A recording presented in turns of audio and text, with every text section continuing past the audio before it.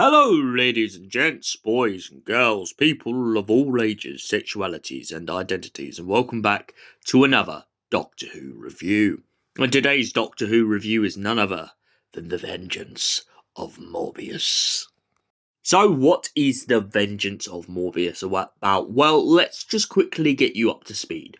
Morbius was a renegade Time Lord / dictator from back in the Dark Ages of the Gallifreyan history. Morbius was defeated by the Fourth Doctor after being pushed down a canyon to which his brain is thought to be lost. Right, now that you're all caught up, essentially what's happened in this episode is this businessman who's been trying to resurrect Morbius has managed to get the brain and has managed to essentially resurrect him with the essence of Straxus. Meanwhile, the Sisterhood of Khan are trying to figure out whether or not they're going to destroy Lucie Miller and the Doctor manages to thwart their plans by using a time ring, except from this is only a temporary measure, and when he starts yelling that they've already got Straxus, they don't quite believe him, or not until they see it for their own eyes with their own minds.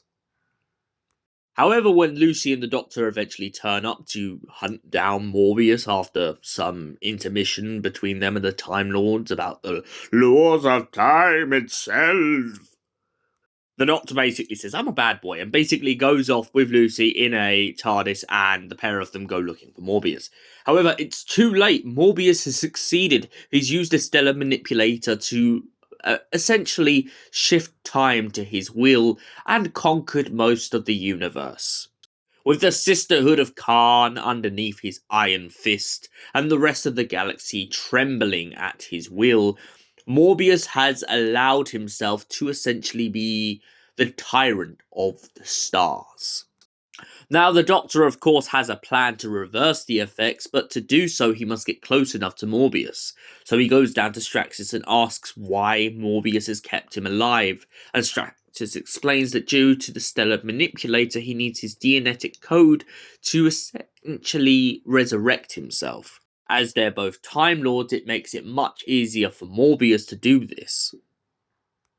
The Doctor eventually encounters Morbius upstairs and says he's not too bothered about the throne room and everything, and essentially tries to grab the stellar manipulator. However, Morbius has other plans, feeling vengeful for what the Doctor did to him back in the day as the fourth incarnation and chucking him down the cliff.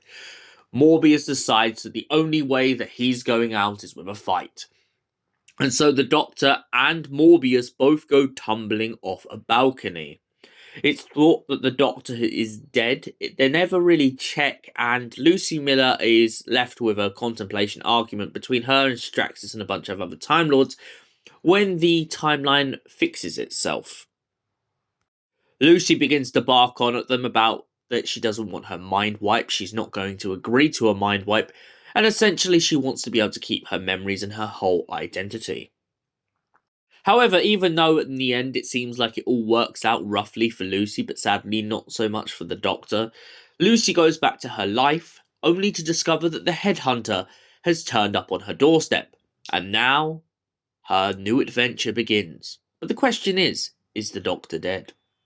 We'll find out in next season. But for now, let's get into the grasp of this story. The Vengeance of Morbius. What did I think of this story? Well, honestly, I'm going to put my hands up here.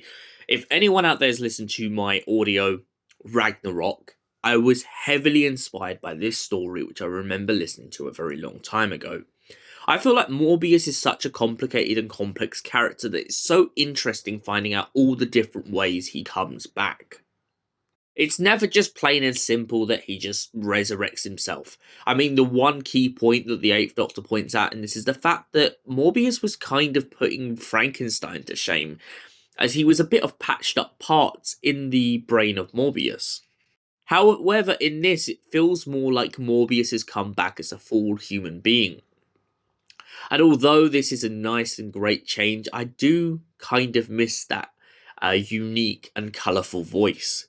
However, I do feel like Samuel West plays Morbius up so well that it is undeniable how brilliant his character is.